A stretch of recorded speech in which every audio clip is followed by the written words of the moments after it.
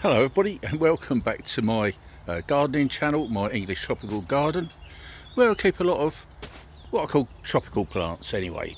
Plants that like a bit more of a higher temperature than we get here in the UK. And to be precise, I'm in Hertfordshire.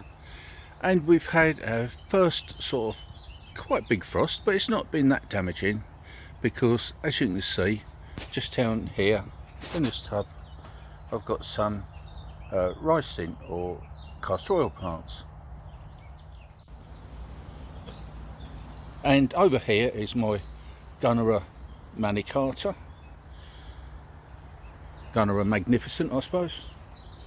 It's a bit worse for the wear. I mean, it's late in the year and the leaves are quite sort of split, damaged by the wind, collapsed. Like a lot of these plants, you know, when it gets late in the year, they want to go to sleep. A bit like me sometimes. Anyway, I made these little props to hold the leaves up, which have served their purpose because in the summer it looks really good.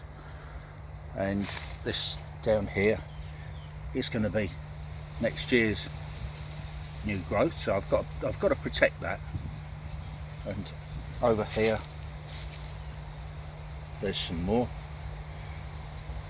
and some more. I've got to try and protect all of those so we get it coming back nicely next year. But the problem with this, it's growing more and more into where we try and walk up and down the garden, so I don't quite know what to do about that. Anyway, here's a flower, if you can call it such a thing as a flower.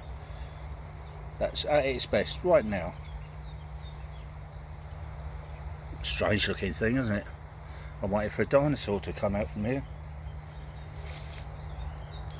There's another leaf that's held up by this prop. Don't know what that is. Anyway, so the brown mark that you can see there is where the frost's got it. Now it's been quite good really, because this is one of the first plants to get a frost. Now this big leaf up here has really been frosted.